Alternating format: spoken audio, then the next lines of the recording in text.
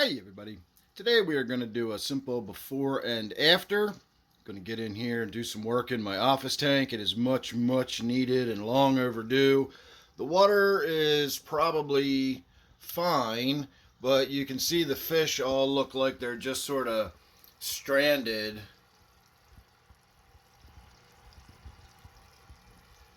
in all of the Java moss. So it is thick. When you get right up to the glass, you can see that the fish really doesn't have a whole lot of room to move around in there. It is a lot of Java moss growing in this tank. I've got a nubius down there that you can almost see through the Java moss. I've got rocks and caves. There's all sorts of stuff in there that you just cannot see because it's buried in the Java moss. So we're going to get in there, we're going to do a water change, we're going to get the glass wiped down, I'm going to change the filter out. And then we're going to remove a whole lot of that Java moss. So there you go, everybody. There's your before and there's your after. It is the following morning and we are just turning the lights on, so I thought I would share my lights on moment with you. You get to see all the flurry of activity as the tank brightens up.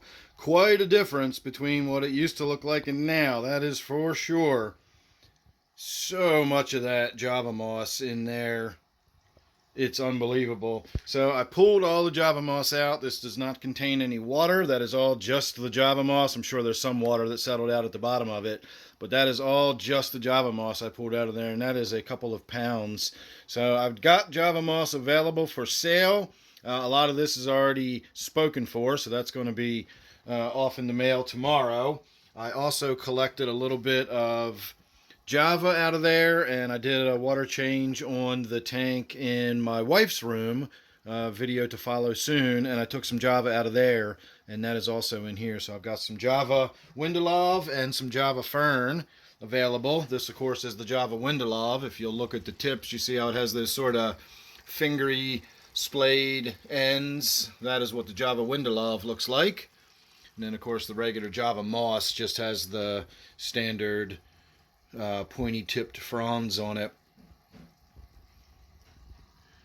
Had to re-dig out my cave down here. I've got a clown pleco that usually hides in that cave, but so much moss had grown into it that the poor pleco wasn't even able to get into it anymore, but obviously can now.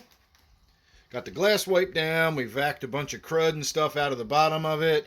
We opened up all of these caves. And if you look back in there, that is one of the few pieces of plastic that I have. This cave right here is a store-bought plastic faux cave. But you can't hardly tell, so I don't really worry too much about that anymore either. And of course my plaquette, Gumball now has swimming around room. I probably just scared him by shoving the camera in his face like that. You may not have realized, but I do have a school of black skirt tetras in here. There's 5 of them. And I've also got the guppies, and I've got the red wag platies. Some of these guppies are pretty fancy looking. But all guppies are fancy looking to me. I love guppies. Can't recommend them enough. So there you go. Big difference